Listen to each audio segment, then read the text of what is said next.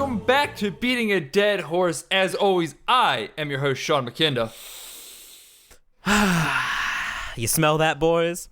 That's the smell of the marketplace of ideas. And when it smells like that, you know what time it is. We're talking about a goddamn horror movie. And not a bad one. It's not a Fantasy Island one. No, it's one that some people think might be good, which means there's a discourse to be had. We're going full discourse today. I'm actually a little irate. Because I feel like a hardened like military sniper. Like I keep getting horror movies in my sights, and I got like the bullet in the chamber for my like grand thesis for why horror as a genre is bad. I've got it ready, but like then we keep having things to actually talk about with the movie. I thought for sure Fantasy Island would be the silver bullet on this one, but we actually had things to talk about for fucking Fantasy Island, and so we have things to talk about for today too. Which means my grand rant's gonna have to wait. We have some discourse to be had, which is maybe the better outcome. It is, but that said, though, that episode 2 is absolutely the episode where that goes off is going to be like the discourse heavy episode. that episode might be good that we keep kicking it down the road, because that might just be where our friendship ends. I have legit, speaking of the marketplace of ideas, I have been like in preparation for my grand thesis. I have been talking to mutual friend Duncan, and I'm like, all right, does this make any sense? Poke holes in my argument. I'm training here. So it's gonna be a title match about whether or not horror is good. I didn't know that I needed to prepare for this. You don't actually. I just happened to be talking to it. But oh God! All right, so got to start working on my thesis here. Got to start doing other stuff with that. We're going to have like a public like Lincoln Douglas debate over this. Like, can we get a panel? Are there any conventions night right now? Oh no. Oh man, listen, if y'all get us good enough, like big enough, we will absolutely do this live at a panel. That would be absolutely incredible. I like this idea. All right. You're witnessing the birth of magic here. If we ever get to the point where we can host a panel or we can host like a live show or something like that. Now, it won't be our first one. Like we'll have to have a couple like kind of get in the vibe, understand how it goes. But like number 5, number 10, number 7, somewhere in there, you're gonna watch the podcast end live on stage. It's like the poster for End of Evangelion, except instead of a giant Shinji looking at a giant Ray head, it's Sean looking at my like horrible grotesque face on the horizon. Oh, all right. Well, listen, we're talking about Invisible Man, a movie that we promised last week but had to postpone because we don't understand how dates work, clearly. So instead, we're talking about it this week. And it's a movie I'm really happy that we're talking about, despite the fact that this is going to be a full-on bare-knuckle brawl to the goddamn death here. Because I really, really like this movie, and I'm really excited to argue with Jackson about it. I mean, I'm excited to argue. My gut reaction on Invisible Man is close but no cigar, basically, which is one of the more frustrating movie watching experiences I can have. I think if I can write something off as schlock early on and just sort of revel in poking fun at it, I can have a great time with that. If I'm fully involved in a movie from beginning to end, that's ideal. But appreciating what a movie does well, but still not being able to get on board for one reason or another, very frustrating. Yeah, that one I can easily echo. Even if I don't agree with it about this movie, 100% agreed that when you are sitting there, like just give me a push one way or another. Just let me either relinquish all care about this movie or let me care about this movie. Just something. Give me something here. God, it's funny because I feel like I felt like in like the last 20 minutes I kind of got that push. I had like a moment where I was like, oh man, I feel like I already know how the rest of this is gonna play out. But then the last scene ended up being one of the best scenes of the whole movie. So fuck me, I guess. Well, I'm going to open us up a little bit positive here. I just want to talk about this movie.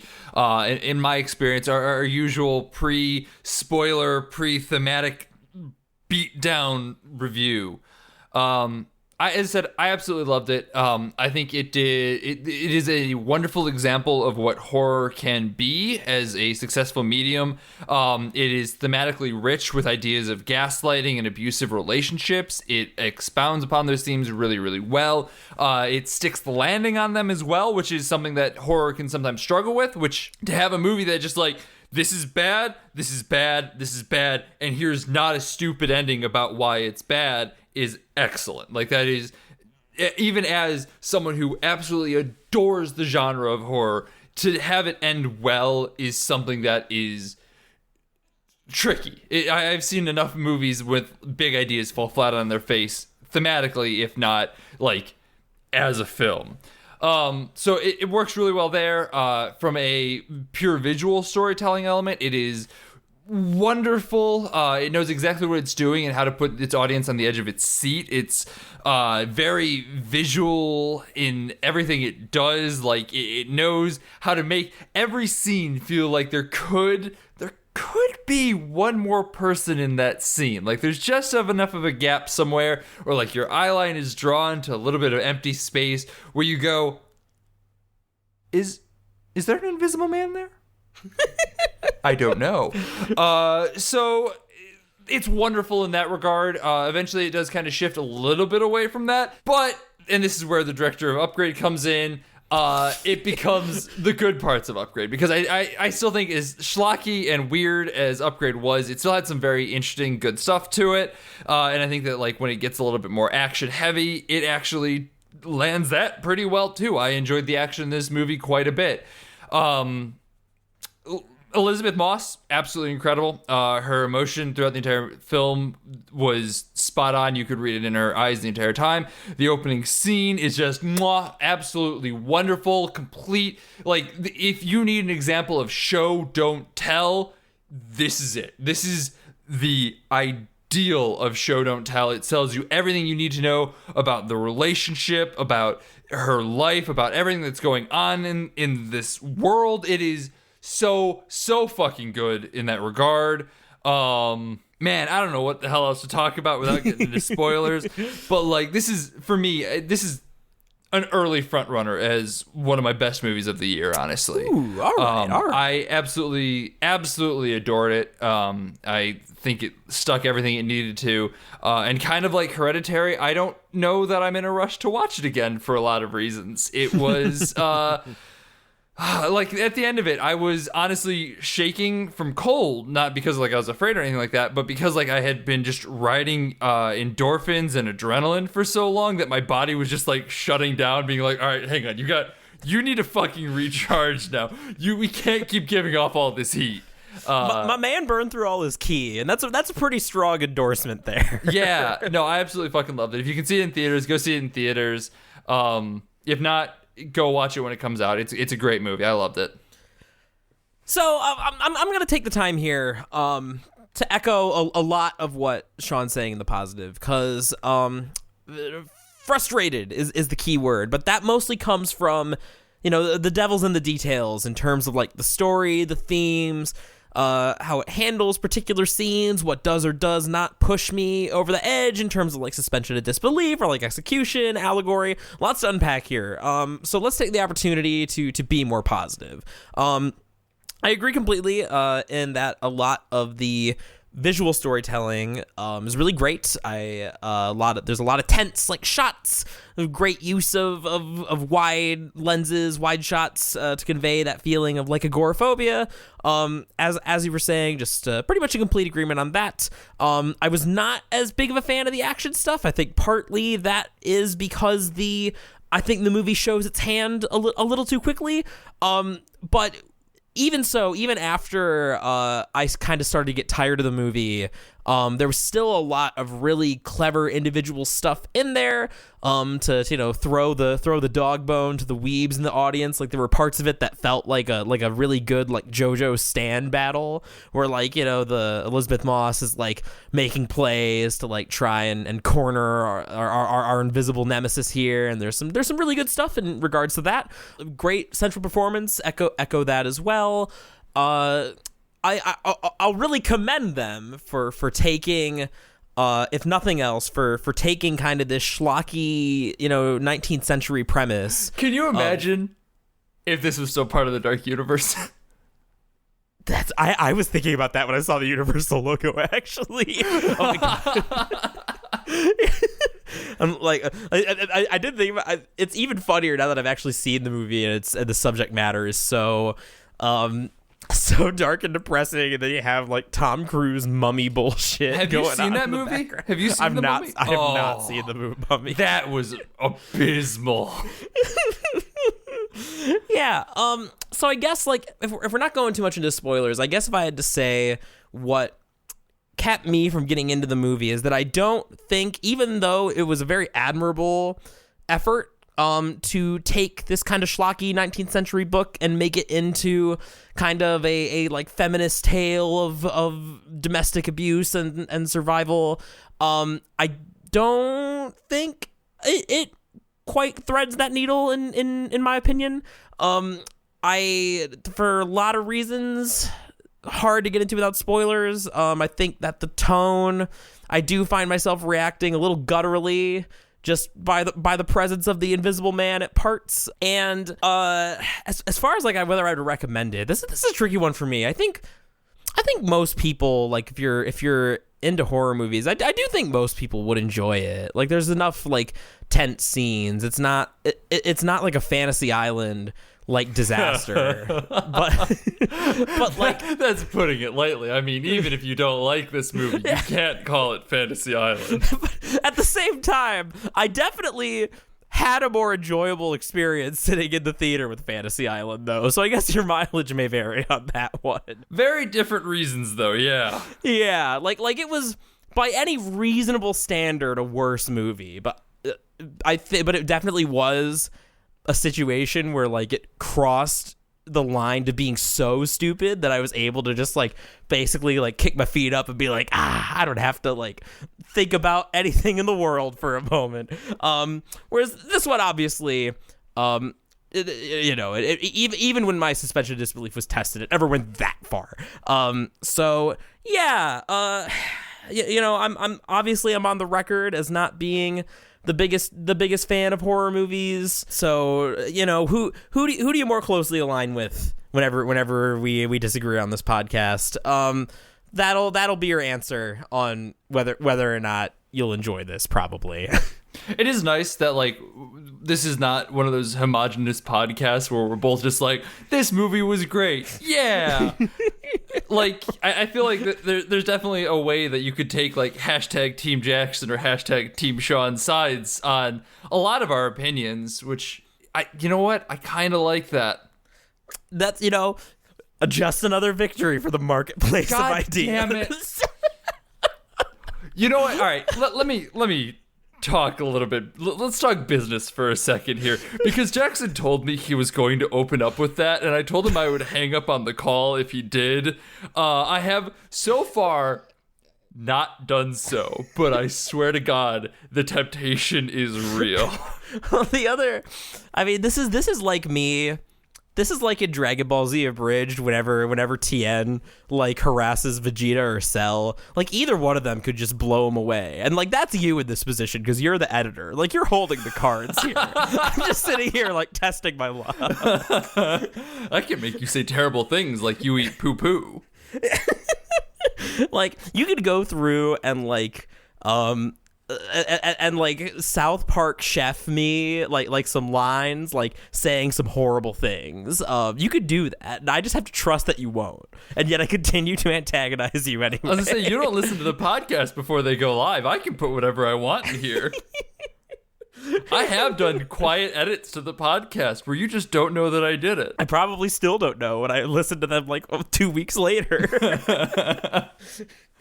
Oh, all right. I mean, is there anything that we really want to talk about pre-spoiler with this? I mean, there's a lot to talk about post-spoiler, but I mean, like, the only thing I could really think of, at least on my end, is to gush about the cinematography a little bit and, like, how it is very evocative of the agoraphobia that she is feeling, but I don't know. Well, I mean, if you want to talk about that stuff, I think that could be good. I do have probably one more thing that could go pre-spoilers. It's kind of an asterisk before, because I'm very much in the minority on this movie. Like, this movie's been a big hit, so I'm sure that I'm playing defense here a little bit. So I kind of want to provide an asterisk to that. Well, then let me, before I even talk about that, mention something that I feel like we probably should have mentioned if you are somehow unaware of what this movie is about. There's a lot of abusive relationship discussion that we're going to be having, as well as like gaslighting and other various touchy subjects for some people. So just be fully aware of that if you're coming into the podcast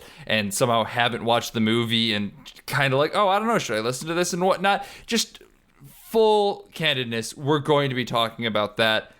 React accordingly. Yeah, I guess it also goes without saying that the movie deals heavily in these subjects.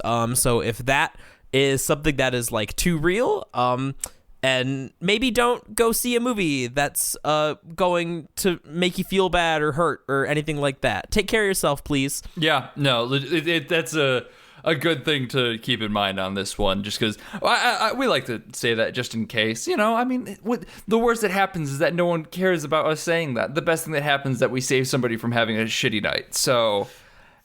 And then the even better thing that happens is you get to throw down with some alt-right dipshits in the comments. Hell yeah, fuck Nazis.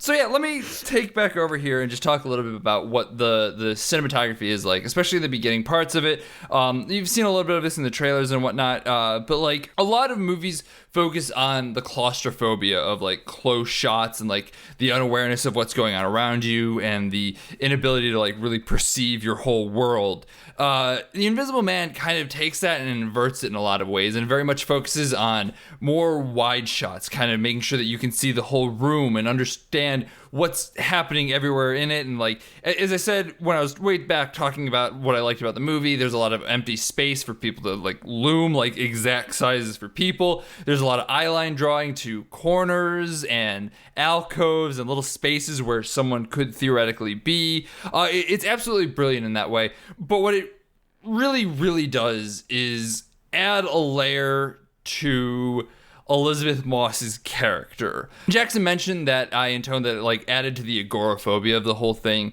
and he's absolutely right. She is already afraid of wide open spaces, just getting out of a relationship where she knows that her ex is still hunting her.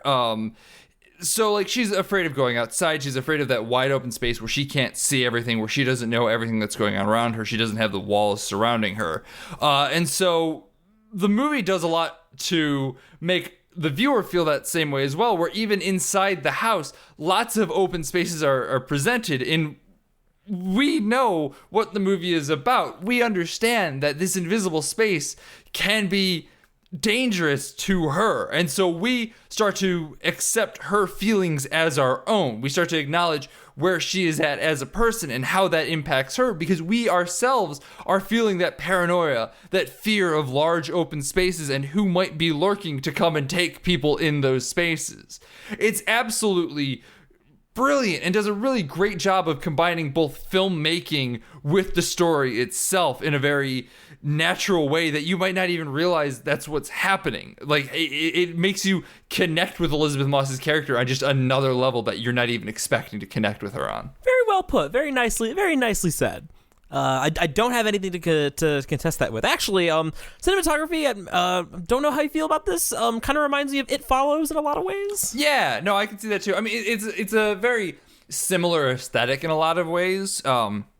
Just the idea that like what's coming at you can't be seen. I think it's probably something that is used in a lot of movies featuring invisible people. But I think in this case, it works especially well just due to the connection to Elizabeth Moss and her character.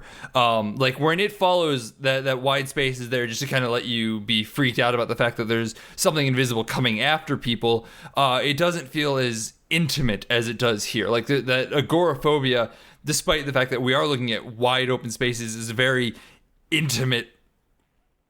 It's a very intimate characteristic of Elizabeth Moss. Whereas in It Follows, it's just kind of spooky. Ooh. I mean, It Follows also is a whole nother bag of worms because they're playing on the idea too of just like disconnect and uncomfortability.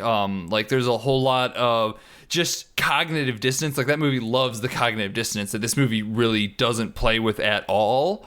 So like it's a similar in cinematography. If you're thinking like, oh, okay, so I kind of have an idea what the movie is. Yeah, I don't think it follows as a good example for cinematography, but not similar in like tone or idea. Fair shake. I actually just genuinely wanted to get your thoughts on that because I got a few of those vibes. But yeah, you're right. It's definitely because even here, like the interior shots, I'm thinking of like that one early on the counter where the frying pan goes up in smoke. Like that's like even in a more like tight space like a kitchen that's still shot as like a big looming like lingering threat. Like we have this big empty kitchen, which like in reality, like if you're standing in it, probably doesn't feel that big or empty, but to go along with to lend credence to the character psychology thing, like the way that it's shot really adds to that. It's absolutely brilliant. Like that scene is one that's going to stick with me just because of its absolute simplistic brilliance to it. And I know I keep just using the word brilliance, but I genuinely think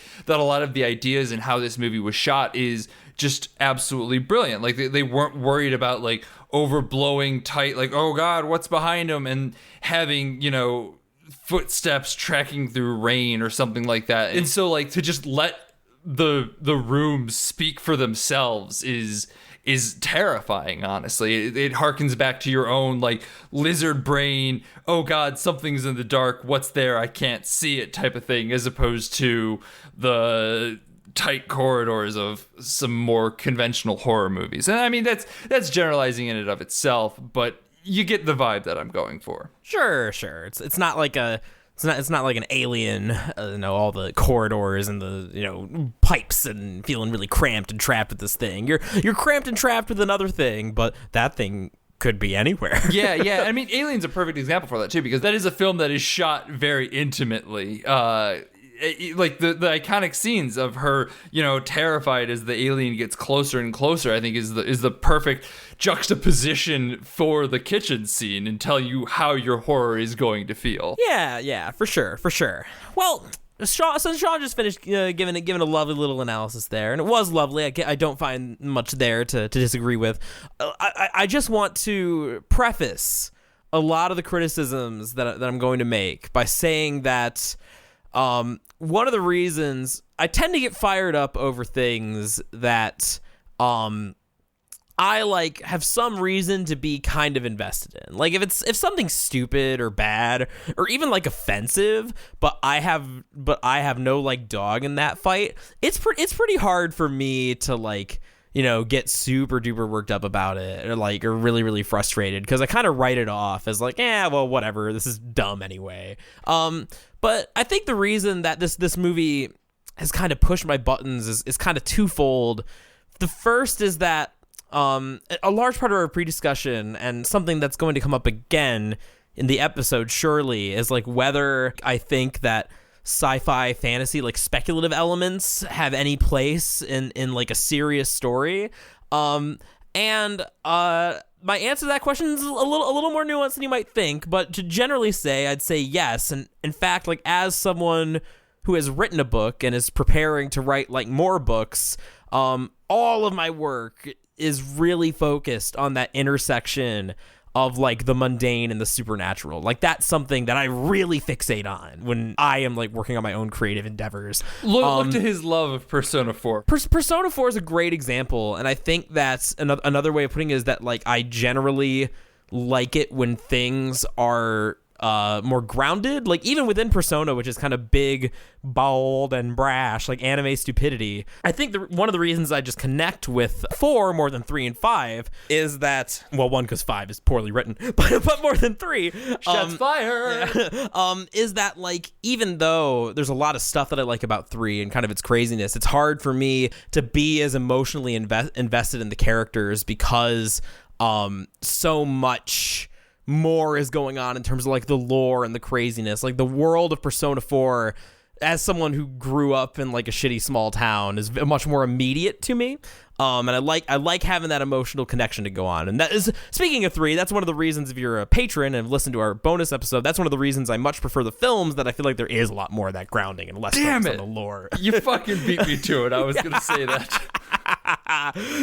Sorry, my man. If I had anticipated that, I would have let you have it. But but yeah, so this is not me just like looking down my nose at genre fiction. I love genre fiction. I care very deeply about genre fiction. And the other thing too is that, like, if it seems like I get hung up because I've been told this, or at least I get the vibe that people feel this way. If I get super hung up on like how well something like works together as a whole, like, I'm a very big picture kind of guy, generally speaking, and I think one of the things about that is that when and this is me, you know, I'm offering the olive branch. I'm pouring my heart out a little bit here before I get down and dirty in the mud in the spoiler section.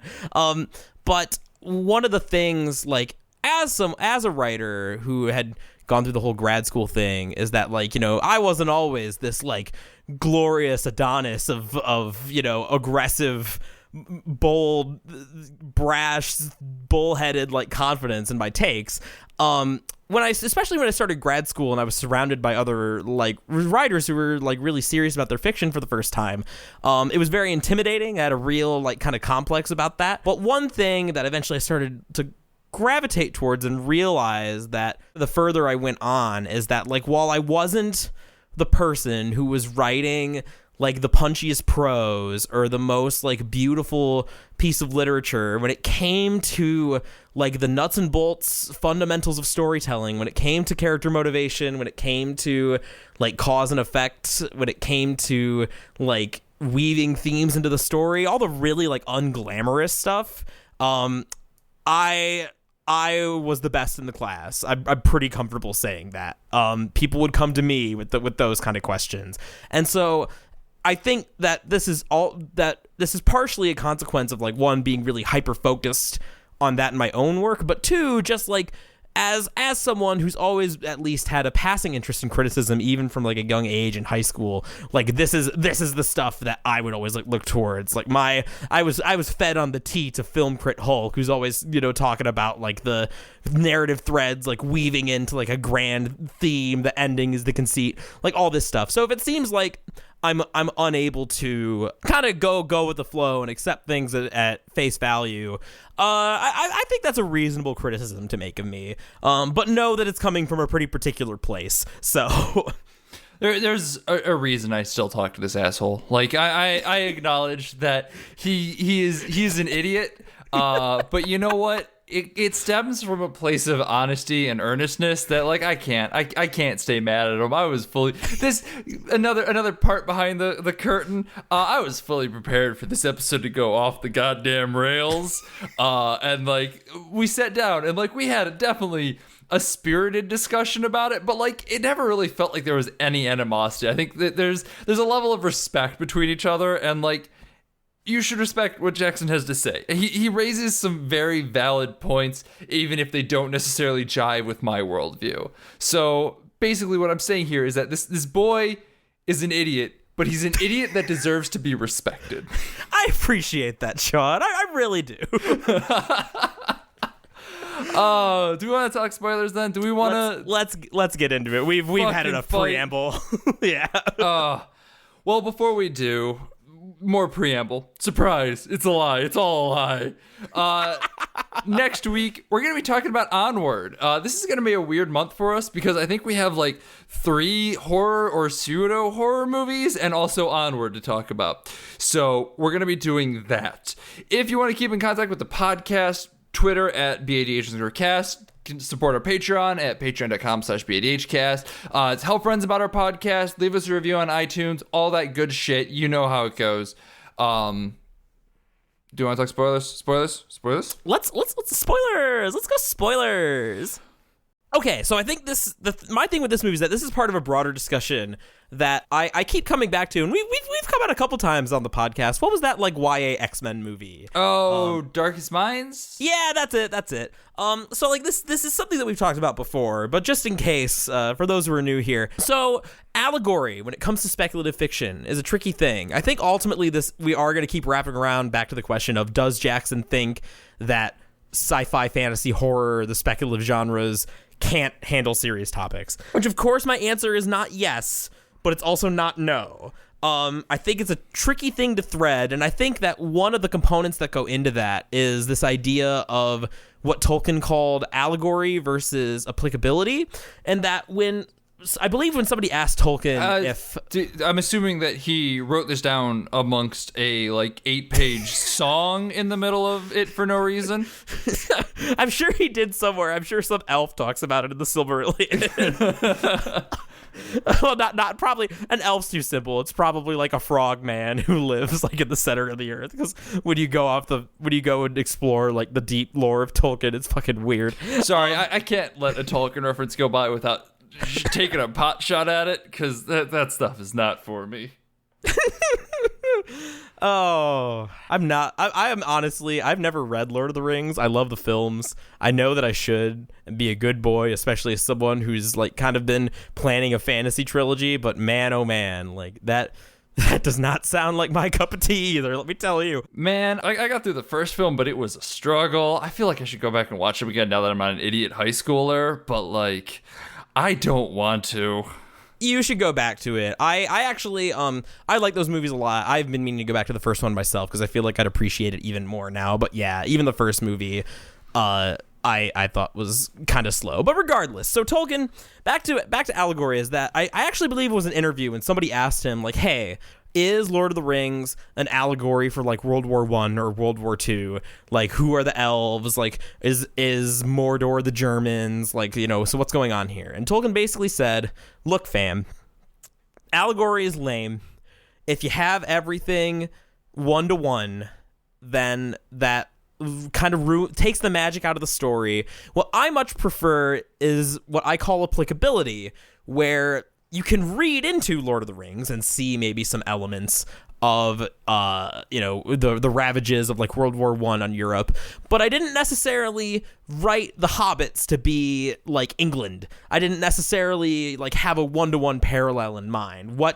There's enough there. It's more about the broad feeling. Like, it obviously, if we're talking about Tolkien, he was a soldier, so that kind of stuff is pretty inescapable in his work, but it's also not the end-all, be-all of what Lord of the Rings is. And I actually think this is what makes the original Star Wars trilogy really great. I think that because it's a like confluence of influences, that there is a lot of stuff pulled from the real world in Star Wars, but it's not all necessarily 1-to-1. And even in the cases where it is, it's not attached to something. Like, there is like Nazi iconography in the Empire, but the Empire themselves are not necessarily the Nazis. So where does that leave me with Invisible Man? Speaking of someone who generally agrees with Tolkien, who prefers when speculative fiction is kind of dealing with serious topics, to go more in the realm of like broad applicability. What I find kind of weird about this movie is that it's almost like the movie just has a story of a like abusive relationship, but one half of that abusive relationship just also happens to be invisible. So it's kind of an allegory, but it's kind of not. It's kind of just the thing, which is a little unusual, because usually when we're criticizing like troubling allegory, it's something more like Zootopia, where like Zootopia is kind of a classic example of, there's a lot of like really obvious 1-to-1 parallels being made, like, ooh, the predators are dangerous, like, you shouldn't or like that one shot, there's a really on the nose shot of like a goat woman like pulling her child like on the other side of the street when there's like a tiger man, which of course is like referencing how like lots of people of color, particularly like black people, black communities, are seen as like predators by racists. Fuck Nazis. Yeah, like Nazis. The problem with Zootopia, and what kind of keeps getting brought up around that movie. Let me take something here that I learned in philosophy class really quick to set up what you're about to say. Sure. When you make a metaphor, you must follow it all the way to its conclusion. Yeah, I couldn't have said it better myself. So the problem with Zootopia is, of course, that if you look at the division, which is predators and prey, it's like, well, hold on. These people, these animals literally are dangerous. Like, this literally is a tiger. And it's not like, tigers are arbitrarily discriminated against. Like, it's explicitly stated in the backstory of Zootopia that tigers used to eat the prey. So in a way, the movie is like an anti-racism movie, but it also kind of implicitly agrees with the premise that like this underrepresented group is a predator. And now, this is not to say that Invisible Man ever gets like that disjointed with its allegory, to say the least. Yeah, it doesn't break down that far. Even in I don't agree with what Jackson is building up to here, but like, yeah. It's not that. No. So it's more like, and again, this is kind of my overall theme with the movie, that it's like, you're almost there for me, but not quite. And so like, really, it's kind of hard for me to have like a broad thesis. But I do have a couple of individual scenes to point to. And this cracks knuckles is where I come back in. Yeah. Let's go. So let's start with the beginning, which I do overall agree is an excellent scene, one of the best scenes in the whole movie. Absolutely wonderful. So good. Tells you everything you need to know. Just perfect filmmaking. Yeah. So what we have with the opening is a very realistic, very intense, very well executed scene, lots of visual storytelling of a woman leaving an abusive relationship and like accounting for every contingency. You kind of see the plan unfolding in small ways, etc., etc. Like you can tell just like that she has been pushed this far because things are that bad. So like I'm pretty involved in this at this point, obviously. But I have kind of a moment where I'm like, where I'm taken out of the movie for a little bit. When she goes into what I can only describe as the boyfriend's Iron Man lab, and you see the machine that turns him invisible. And from there, and this is sort of the central tension that I never quite overcome, of like, on the one hand, well done and effective examination of abuse and gaslighting, not cross-pollinating. What the fuck is my brain doing? Oh my god, I'm losing my mind over here. Never mind, don't listen to me. all of his arguments are invalid. He just said cross-pollinating. It's done. It's out. Throw it out the window. Podcast over. Sean wins. Ding, ding, ding. So it's an excellent examination of cross-pollinating.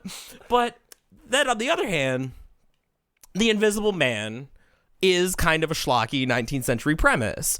And like I'm never quite able to get over that. And so it's less so that that the metaphor, when taken to its logical extreme, like doesn't line up. It's more like it is kind of like that. I feel like taking the metaphor to its logical extreme, it doesn't quite line up in the ways that I need it to, but it's not so contradictory as to be like a Zootopia level disaster. You know what I mean? There's a very crucial scene that he and I refer to Jackson like he is no longer here anymore. It's just us, my horse link. You don't worry about him. Don't worry. The dumb man's gone. It's all good. We're all good. Remember though, respect him. Only I can call him dumb. There's a very important scene that like we're going to talk about in a minute here that I think is really exemplary of both of our takes on this movie, and a very good just microcosm of our whole opinions on it. But before we do, I want to dive back to that scene, the scene where you see the Iron Man lab is honestly a perfect descriptor of it, because even this machine looks like, I swear to God, I saw it in Iron Man 2. I don't know if I did, but I swear to God I did. You saw it in one of them, that's for sure. Yeah, no, it definitely looks like something that you've seen before. So Jackson has said like that's jarring. It's very much kind of letting you know what's happening a little bit. And I can understand why that would be frustrating when like the movie's setting up a very much like, is this in my own head type of situation, at least in the beginning, like especially because you know what the premise of the movie is. If you've even seen Invisible Man and like a poster for it, you know what the fuck the movie's about. So like to already kind of like be giving away the ghost like that, I can see why it's frustrating. But from a purely like script level, storytelling level, visual element level, you need to have that moment early on to set up everything else that's going to happen. Sure, it might give away the ghost a little bit, but I think there's also an argument to be made that, hey, you don't really know what that machine does. You can infer from it, absolutely, and I think most people will, but like the core idea of it is that like she sees a machine, she doesn't know what it is, we move past. The visual language of the film tells us that yes, it is important, and yes, we should remember that machine, but like, why? Who knows? Ooh. So like it's, even if we're ignoring the fact that I just went ooh in regards to this, there's an element of like it absolutely needs to be set up so that we have an understanding of what it is later and why it's important. Like it's very important to the movie going forward. You need that setup, you need the reminder, you need the payoff. And we get that step by step, because if she just comes in and goes, oh, hey, look, there's this machine. Wow, it's an Invisible Man suit. Wow. Like, that's fucking nothing. That's garbage filmmaking on like a whole nother level. Like in this case, there's an important element of it just being set up. Yeah, I think that's fair. I don't want to dwell on this scene too much, especially because you hit on something that I think is more, gets more to kind of the one of two major problems I had with the movie, is that when you mentioned like the feeling of like gaslighting, and that for a movie that does a lot of work to show and not tell, I think there are other moments where the movie does more work through telling than showing, and I think a lot of that comes from, as you say, sort of giving up the ghost a little too quick on what's going on. I think that one dissonance that I have, that like, you know, as a movie, as an experience, gaslighting is a feeling that like when I'm experiencing this movie, it's a feeling that I want to have. It's a feeling I never want to have in any other context, but in this movie, it's a feeling I want to have. What was the movie that we saw that we actively decided the movie was gaslighting us? I was just about to bring it up. The Lighthouse. Was that The Lighthouse? That was The Lighthouse. Yep. Okay, so like, I think that there's a core difference between The Lighthouse and this, though, in that The Lighthouse, you are the one being gaslit as the viewer. You don't understand what's happening. You don't know what's going on. You can't trust what's happening in front of you.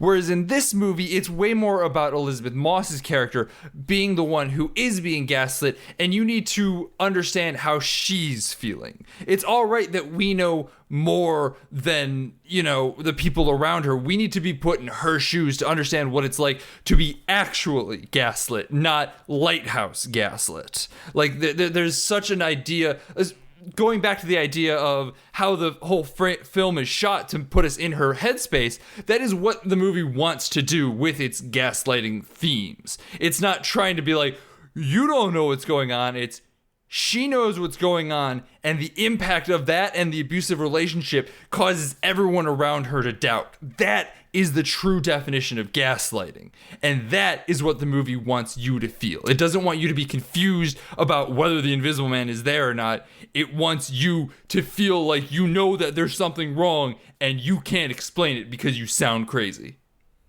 So that's definitely an important element. I do slightly disagree in that I think that the core of gaslighting is still doubt, even if like she knows exactly what's happening, and of course she does, because she's like, as a character, has found the strength to like actively try and leave the situation. We're given enough to understand that she understands. and is not being completely like played at least at this point in time.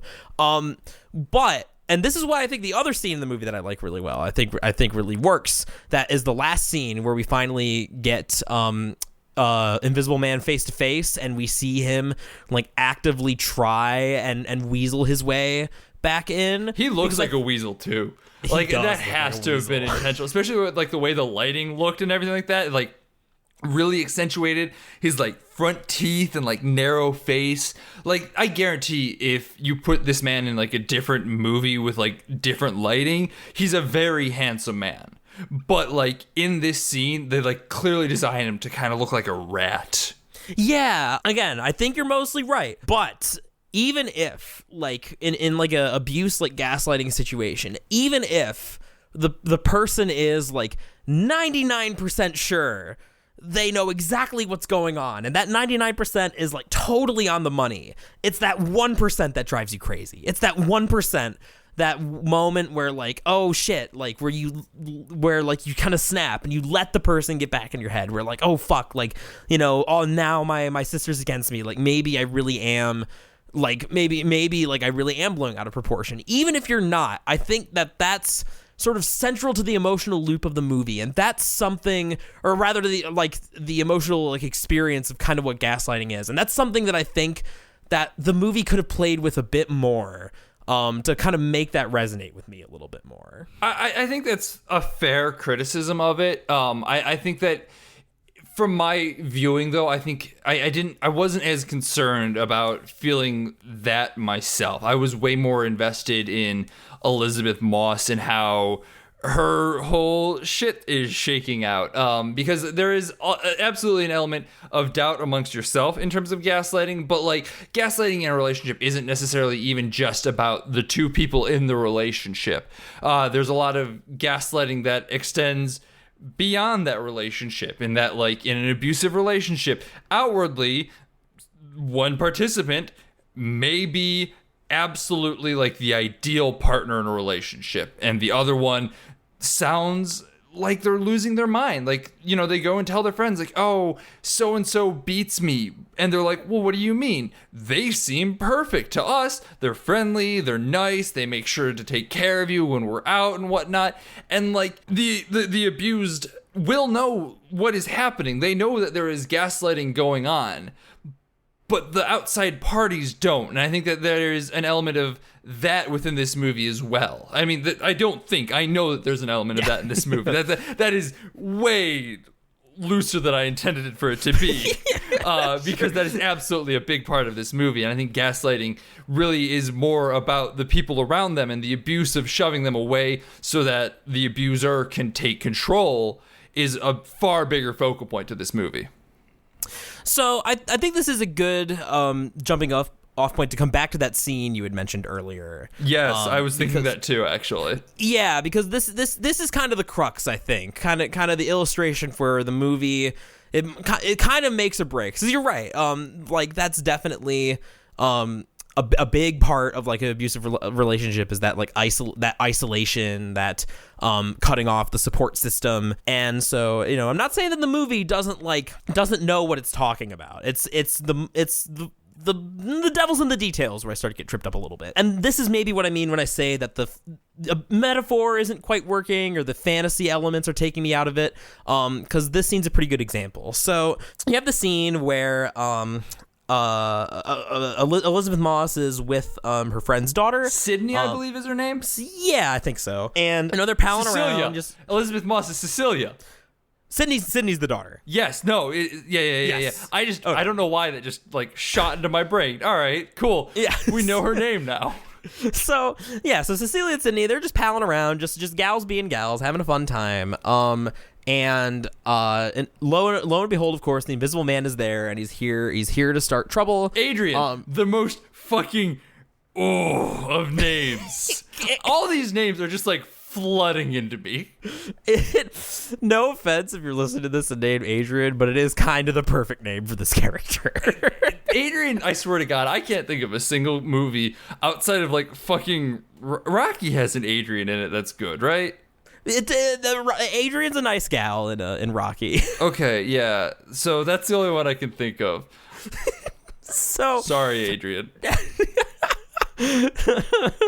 So they're just palling around they're even And about don't to, like, come for me with that Adrian Veidt bullshit. Adrian Veidt is not the good guy. I'd be scared if someone comes out thinking that Veidt was like 100% the good guy, morally gray at best. That's the whole point of that. Unrelated. Sorry, continue. I'm thinking about Adrian's now. So they're having a grand old time. Adrian decides to ruin everything. He smacks Sydney across the face. Obviously, she doesn't know what's going on. Cecilia can't explain it. Dad comes in and separates her from the situation. And so this is obviously supposed to be like a tragic moment of the main character getting further distance from her friends and her loved ones, which it is. But from my experience, just from the blow by blow, again, the devil's in the details, is that poor choice of words. Yikes. When the dad removes the daughter from the situation and sort of doesn't want to hear about the invisible man in the moment, like, all I can think about is that from the perspective of those characters, that is a perfectly rational course of action. And that when you are making your gaslighting metaphor, that is not the feeling that I should be feeling in this scene. So here's the problem with that, and I think this is where I think the idea of it works really well, at least in conceit, if not in practice. I think it works in practice very well. I can understand where you are having some issues with that, in that this is something that I can't point to this is where it happened or anything like that, but this is something that I am more than willing to bet has happened before, in that a couple or a relationship or whatever you want to call it is alone with someone else in the room. Something happens, the tertiary person ends up hurt either physically or mentally, and the person who caused it blames the abused. So then, somebody else will walk into the room and the abuser will, hey, the abused did X. And then the new person will remove the unsuspecting third from the situation, blame the abused, and terminate that relationship. I think that as a metaphor, this scene of Adrian striking Sydney is very effective and very much plays into that idea. I think that the fact that he's invisible, I can see where Jackson is running that issue of why would you believe someone who strictly says that? But there's an element of even why would you believe the abused when the abuser is a nice guy or something like that? The metaphor still sticks, albeit maybe with a little bit of a twist. I think that the core conceit of it is there. It's clear. It makes sense what's going on there, even if there's a small reach. And I will admit, you could argue that there's a reach for it, but it is an inch. It's not. It's barely a reach. It's you just gotta grab it. You gotta grab it a little bit. Gotta reach out to the truth. Speaking of Persona from way back, callbacks. Do you have anything to say to that, or you just get a big Persona reference? So, yeah, and I think this is just where, really what we're talking about here, the dividing line is kind of the, suspension of disbelief in movies. And, the problem with that is that's always going to be, a personal, thing. That one scene that, bothers someone for pushing their suspension of disbelief too far is not going to bother the other. And so, I guess, it's indicative of my overall feeling of the movie, and that I do see your point. I do acknowledge that it's not the comparison has no merit, but it's just not quite getting there quite enough for me. So in the pre-discussion we had mentioned, because sort of the basically the way that I described my problem with the movie is that the theme, going along with what's kind of topical with the Me Too movement and stuff is believe women. But the way that it plays out is believe women even when there's a crazy invisible man in an Iron Man suit chasing them. Which of course my gut instinct is no. Also, this is not, once again, in case it's not clear, we are not saying don't believe women. Right. because that you could easily, what Jackson just said, you could extrapolate that we are on that side. That is not what we are saying. I just want that out loud on the podcast so nobody comes on the for record. us. No, it's good. It's good that you made that explicit. Because I was gonna say, like, the point that you brought up in the pre-discussion about, like, well, like, sure, it sounds outlandish, but didn't nice guy Bill Cosby doing all these horrible things, didn't that sound outlandish? Which is true, and which is why, again, I think the metaphor is almost there. But I think the thing about, like, the whole Me Too movements and various scandals is that, like, now that it's all out there, like, that's kind of the point, is that, like, because of our own, like, flaws and our biases as human beings, it sounded outlandish, but it really wasn't outlandish at all. Like, if you break it down sort of logically, like, oh yeah, there are people in power, and people are going to abuse that power even if they seem nice. You can't really trust anyone on face value. I mean, I think part of the problem with that as an idea from you is A, hindsight 2020, and B, this is like the first big explosion of this where, like, people are facing consequences for their actions. Like, open secret is a big thing in Hollywood where, like, people just know this. Like, Kevin Spacey, I'm fairly confident was an open secret. Bryan Singer, I was about to say, hell, like, even the public knew about Bryan Singer. He still hasn't gotten in fucking trouble for it. Yeah, so I mean, like, there's an argument to be made that hindsight just 2020, and even then, like, we're in an era where this stuff actually has consequences now. Up until, like, 10 years ago, people were getting away with this shit no problem. Hell, up until 3 years ago. Yeah. Like, that's a big thing. So, like, I feel like this metaphor still sticks very well, even mostly because of how recently the tide has shifted. Like, theoretically, this movie started work before that. Theoretically, yeah, especially with that whole dark universe business and having to probably rework that.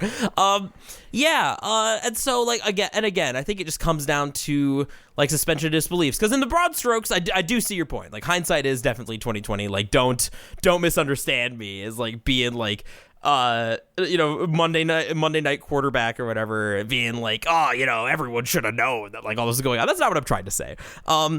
But I think that there is that difference, that, like, now we can point to this pattern of behavior is still, in my mind as a viewer, is still a meaningful enough difference from Invisible Iron Man suit, in that when it comes to like to me, this would be like, I guess, like, if we're gonna make a different comparison, like, this would be like if someone came to me with some, like, flat Earth, like, stuff. Like, that's kind of the level I see, like, the Invisible Man. Firmament. Yeah, yeah, exactly. Or, like, Dale Gribble's, like, that episode of King of the Hill where Dale Gribble proposes that Joseph was born by aliens stealing John Redcorn's seed and putting it into Nancy. Like, that would be the level of, like, of silliness I put, like, the Invisible Man on, which obviously is a different tier from, like, vast, horrible, like, Epstein conspiracies and systems of power and abuse in Hollywood, etc. Like, you see what I mean? I do. And just because I like to come back after you've made a point with 2 points. Number one, every week we get closer to just being a King of the Hill fan cast. I'm not saying I'm opposed to it, but I wasn't expecting a King of the Hill reference in goddamn this movie, so maybe we should just lean into it. And two, I think, even if I can see where you're coming from, I think, like, the point that it lands, like, that it makes sense, is more important than the slight incongruity of it. I think that, like, just the fact that the leap from what it's trying to say and what it is so small that, like, that's the important thing. Like, anyone could theoretically get what it's going for without having to, ponder on it for 10 days or something like that. Yeah, and I think this is just where, again, like, talking about the background, I think that when I see those, like, let's call them small thematic leaps, perhaps, shortcuts, maybe, that sounds a little too little too mean. But like, yeah, so these small like leaps, jumps, reaches, what have you, I think I'm just especially sensitive to those. So take that how you will. Do we have anything else we want to say about this movie? I feel like we've kind of gone through a lot of it at this point. We've covered our major bases. Yeah. There's no reason to belabor the point, I think. Well then, I'm Sean McKinda. You can find me on Twitter at Sean_McKinda. Go check out my letterbox, Sean McKinda. I mean, I once again really just use it to keep track of movies I'm watching right now more than anything. But hey, I don't know, maybe you'll find that interesting. I do have a Twitch page still, help_Skippy. I haven't streamed there in a while. I might start again soon. I make no promises. I've been busy with other stuff. So, And I've been Jackson Keller. You can find me at twitch.tv/JacksonJKeller, where I've been playing Smash and some Game Pass games. It's been a lot of fun. If you can't hang out around the normal times I stream and like mid-afternoon Eastern, fortunately for you, I've done some highlight reels of the most funny, the most interesting conversations that we've had on the streams, and I've been posting them to the YouTube channel pretty regularly. So, YouTube channel you might be watching this on. So if you are, go ahead and click that subscribe button and and give me a nice comment here. You know you want to. Tell Jackson why he's wrong. Fight with him in the comments. Hashtag Team Sean, all right? You know what? This is a perfect opportunity to say which team you are right now. Take a stand in the comments below. Let me visually see how much you dislike me. I want to be able to count by what multiplier people prefer Sean. Yes. If you want to get in touch with the podcast, follow us at BADH_cast on Twitter. We'll tweet out like updates in case we need to delay doing the Invisible Man episode because we don't understand calendars, or something like that. If you want to get in contact with us more directly, the best way to do that is by signing up on our Patreon. That's patreon.com/BADHcast at only $1 a month. That's just $1, baby. That's not much at all. You get access to our Discord where you can come and yell at us directly. We're both in there. You can just add us and be like, yo, idiots. The fuck is wrong with you? Stupid idiot. And we'll talk to you about it. We will. At only $5 a month, you get access to our Discord and all of our backlog of bonus episodes. We have tons. And we have more coming out this month. We're going to be coming up on one here shortly, which, in line with that, if you're a $10 patron, give us your suggestions. We're looking for an episode this month. We're going to put a call out on the Discord after we record this episode. Let us know what you want us to talk about, and we'll record an episode just for you. You also get a little something extra. Thank you so much, Travis, Julia, Mom, Aunt Summer. Y'all are great. Wait. Do you hear that? Whoa. We have a new $10 patron. Oh, shit. Thank you, Patrick. You're wonderful. Patrick, shine on, you beautiful, crazy diamond. Thank you so much. So thank you to all of you. Thank you guys so much. You're all absolutely wonderful. Also, thank you to Lords of the Highway for the use of our theme song. It is Suicide, alternate take off the album High Octane, Low Expectations. They're a wonderful band. You should go check them out wherever you can. Spotify, live shows, buy their albums, all that good shit. You should also go check out 25yearslatersite.com. They're great people. They've got a little endorsement of us down on the bottom. You can go click on that, but you should also click on some of their articles. They've got news, reviews, interviews, fucking other things that rhyme with you. It's great. Gaming, wrestling, movies, TV shows, all that good shit. Go, please, read some of their stuff. Next week, we're going to be making probably a pretty hard left here, unless Onward is not what we're expecting it to be, and we're gonna talk about Onward. So I'm kind of curious to see how it goes. The split's been pretty divisive as like one of the best or it's a Pixar movie. So really, yeah. I haven't heard any talk at all. Really, it's interesting because I think of Pixar movies, and I think about like how many really great movies has Pixar made since like Up and Toy Story 3, really? And then I remember that aside from Toy Story 4, their last one was Coco, one of the absolute best. So that movie was great, yeah. So who even knows? I'm thrilled. I'm excited either way. I'm curious. Bye.